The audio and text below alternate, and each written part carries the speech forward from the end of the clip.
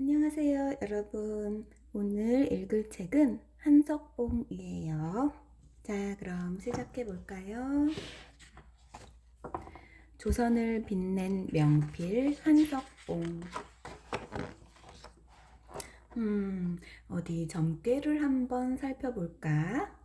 점쟁이는 한동안 손가락을 짚어보더니 흠칫 놀라는 표정을 지었어요. 점을 부탁한 부인이 눈을 동그랗게 뜨고 물었어요. 혹시 우리 석봉에게 안 좋은 일이라도 있습니까? 그게 아니라 하늘의 옥토끼가 동쪽 나라에 태어났으니 낙양의 종이값이 치솟겠구려. 점쟁이가 알 듯 모를 듯 수수께끼 같은 말을 던지자 부인이 더욱 다그쳐 물었어요. 아, 그게 무슨 말인지 속 시원히 말 좀 해주세요. 이 아이가 훗날 명필로 세상의 이름을 떨칠 것이란 말이오. 부인은 점쟁이의 말을 듣고 크게 기뻐했어요. 석봉은 홀어머니 밑에서 외롭게 자랐어요. 어릴 적에 아버지가 병으로 돌아가셨기 때문이에요. 석봉의 집은 몹시 가난했어요. 어머니가 떡 장사를 해서 버는 돈으로 근근히 먹고 살았지요. 석봉은 어려서부터 글씨 쓰는 솜씨가 보통이 아니었어요. 어린아이가 쓴 글씨라고 믿기 어려울 만큼 재주가 남달랐지요. 하지만 마음껏 글씨 연습을 할 수 없었어요. 너무 가난해서 종이 살 돈이 없었거든요. 어머니가 가끔 종이를 사오면 석봉은 너무 기뻐 밤새 끌어안고 있을 정도였지요. 석봉은 종이만 생기면 밤낮을 가리지 않고 부지런히 글씨 연습을 했어요. 그러다 보면 종이는 금세 바닥나고 말았지요.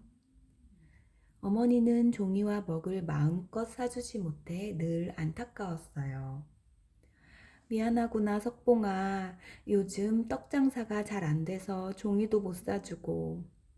그런 말씀 마세요, 어머니. 석봉은 고생하는 어머니의 마음을 알고 종이를 아껴 쓰려고 애썼어요. 종이마다 얼마나 빽빽이 글씨를 썼는지 빈 곳을 찾을 수 없을 정도였답니다. 석봉은 나무를 하다가도 틈만 나면 땅바닥에다 글씨 연습을 했어요. 그러다 문득 커다란 떡갈나무 잎이 눈에 띄었어요. 그래, 바로 저거야.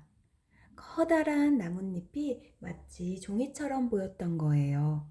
다음 날부터 석봉은 아예 붓과 벼루, 먹을 가지고 산에 올라갔어요. 그러고는 지게를 저만큼 팽개쳐둔 채 나뭇잎에 글씨를 쓰기 시작했어요. 이야, 생각보다 잘 써지는데? 석봉의 얼굴에 환한 웃음꽃이 피었어요. 석봉은 커다란 나뭇잎을 찾아 글씨를 쓰느라 시간 가는 줄도 몰랐답니다. 가을이 되자 나뭇잎들이 우수수 떨어졌어요. 말라 비틀어진 나뭇잎에는 글씨를 쓸 수가 없었지요. 글씨 연습을 못하게 되자 석봉은 애가 탔어요. 그때 퍼뜩 좋은 생각이 떠올랐어요. 옳지, 그러면 되겠구나. 석봉은 잽싸게 개울물을 떠왔어요. 그러고는 먹을 갈아 평평한 바위 위에다 글씨를 쓰기 시작했어요. 조금 거칠긴 해도 제법 쓸만하군. 석봉의 표정이 다시 밝아졌어요. 글씨 쓸 곳이 없으면 물로 바위를 씻어내며 해가 질 때까지 글씨 연습을 했어요. 뜸이 날 때마다 글씨 연습을 하다 보니 먹도 다 닳아 없어졌어요. 그러자 석봉은 붓 끝에 맹물을 묻혀 글씨를 썼어요. 물기가 마르면 그 위에 또 쓰곤 했지요. 아, 종이를 마음껏 쓸 수 있다면 얼마나 좋을까. 아니, 먹이라도 실컷 쓸 수 있었으면. 하지만 석봉은 어머니에게 말조차 꺼낼 수 없었어요. 길거리에 쪼그리고 앉아 떡을 파는 어머니를 생각하면 마음이 아팠거든요. 그럴수록 석봉은 더욱 열심히 글씨를 쓰고 또 썼어요. 어느 날 석봉은 동네 할아버지를 찾아갔어요. 할아버지는 모르는 게 없어 마을에서 척척박사로 통했지요.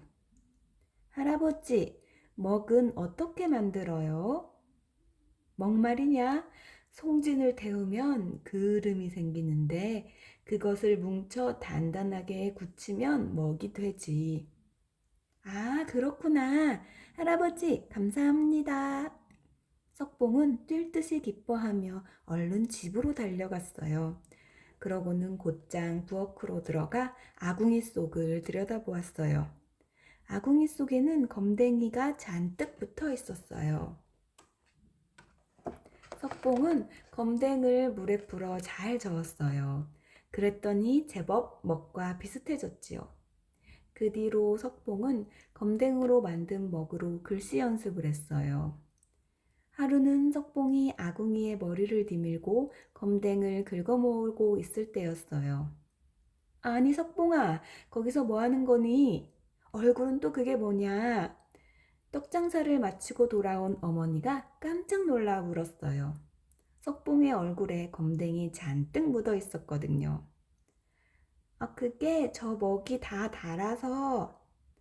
석봉의 말을 듣고 어머니는 가슴이 미어지는 것 같았어요. 며칠 뒤 어머니는 조용히 석봉을 불렀어요. 석봉아, 너를 가르칠 훌륭한 스승님을 알아보았다. 앞으로 10년 동안 집을 떠나 열심히 공부하고 돌아오너라. 네가 천하의 명필이 되어 돌아올 날을 손꼽아 기다리마.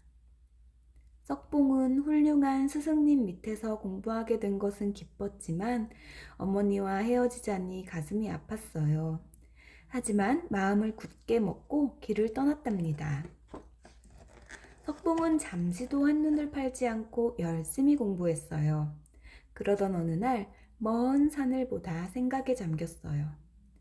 집을 떠난 지도 벌써 3년이 되었구나. 어머니는 몸 건강히 잘 계실까? 어머니 얼굴이 떠오르자 석봉의 눈에 그렁그렁 눈물이 맺혔어요.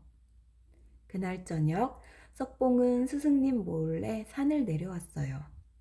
어둠을 뚫고 집을 향해 허겁지겁 달렸지요. 10년 공부를 끝내고 돌아오겠다는 어머니와의 약속은 까맣게 잊은 채 말이에요. 오직 어머니를 빨리 만나고 싶은 마음뿐이었어요. 석봉은 며칠 동안 쉬지 않고 부지런히 걸어 예상보다 일찍 마을 어귀에 도착했어요. 해는 져서 주위는 컴컴했어요. 석봉은 희미하게 집이 내려다 보이는 언덕에 앉아 잠시 생각에 잠겼어요. 힘들게 글씨 공부를 하던 때가 생각났지요. 떡을 팔아 종이를 사오던 어머니 얼굴이 눈에 아른거렸어요. 떠나올 때 손을 흔들어 주던 모습도 떠올랐지요. 아, 어머니. 석봉은 얼른 자리를 털고 일어나 언덕 아래로 뛰어내려갔어요. 석봉은 조심스럽게 살인문을 열었어요. 흐릿한 등불 아래 똑똑똑 떡을 써는 어머니의 그림자가 방문에 비쳤어요. 어머니, 제가 돌아왔습니다. 그 순간 떡 써는 소리가 멈추더니 방문이 벌컥 열렸어요. 아니, 이게 어찌된 일이냐? 석봉은 너무 반가워 방 안으로 뛰어들어갔어요. 어머니께서 잘 계신지 궁금해서 왔습니다. 그동안 글씨 실력도 많이 늘었고요. 하지만 어머니는 차갑게 말했어요. 실력이 늘었다니 어디 한번 시험해 보자꾸나. 어머니, 준비가 다 되었으니 이제 글씨를 쓰겠습니다. 그러자 벼랑간 어머니는 등불을 꺼버렸어요. 어머니, 등불을 끄면 어떻게 글씨를 씁니까? 진정한 명필은 어둠 속에서도 글씨를 잘 쓰는 법이다. 나는 떡을 썰 테니 너는 글씨를 써라. 한참 뒤 등불 아래 드러난 석봉의 글씨는 삐뚤삐뚤 형편없었어요. 그러나 어머니가 썬 떡은 반듯반듯 모양이 똑같았지요. 석봉은 너무나 부끄러워 아무 말도 못했어요. 네 실력을 이제 알겠느냐? 지금 당장 돌아가 눈을 감고도 글씨를 똑바로 쓸 수 있을 때까지 다시는 집에 올 생각 마라. 석봉은 어머니의 말씀을 마음 깊이 새기며 다시 집을 떠났어요. 석봉은 마음을 가다듬고 피나는 노력을 계속했어요. 그리하여 10년 공부를 마쳤을 즈음에는 명필로 소문이 자자했어요. 사람들은 너도 나도 석봉의 글씨를 얻어가서 보물처럼 소중히 여겼어요. 석봉은 25살 때 과거 시험에 장원급제하여 벼슬길에 올랐어요. 임금님도 석봉의 글씨를 보고 칭찬을 아끼지 않았어요. 듣던 대로 과연 명필이로다. 임금님은 명나라에 사신을 보낼 때면 꼭 석봉을 함께 보냈답니다. 그래서 조선 최고의 명필 한석봉은 마침내 명나라에까지 가서 그 이름을 떨치게 되었어요. 석봉이 세상을 떠난 지 400여 년이 지난 지금도 한석봉의 글씨를 보면 살아있는 듯한 힘찬 기운을 느낄 수 있답니다. 여러분, 한석봉 이야기 재밌었나요? 그럼 다음에 또 만나요. 안녕.